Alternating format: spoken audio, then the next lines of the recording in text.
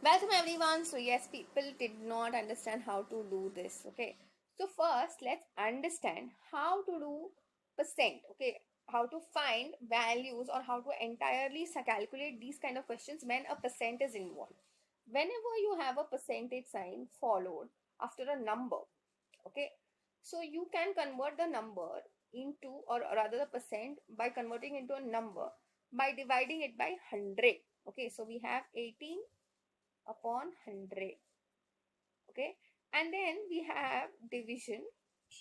So see, another thing which you need to remember is that division, whenever you have division, you need to always follow the rule of KCF. So where KCF means keeping the first number as it is. Okay, and C stands for changing the division sign to multiplication. And F stands for flipping or taking reciprocal of 2. That is what? 1 upon 2. And since there is nothing between this 2 and the bracket, you need to continue it with just multiplication.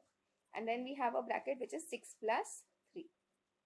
Okay, so now when you do this, we have 18 upon 100 into 1 upon 2. First, we'll do the bracket, which is what? 9. So now I know this is 1za and 9za.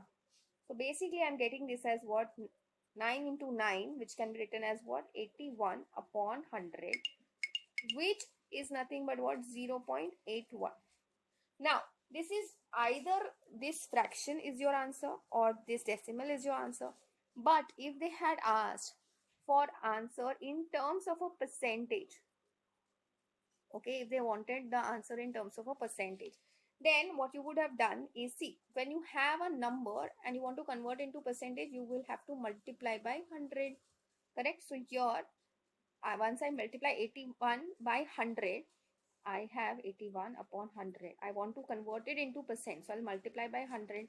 So here my answer comes out to be 81%. So I'll just write down, here are the following few answers. Okay.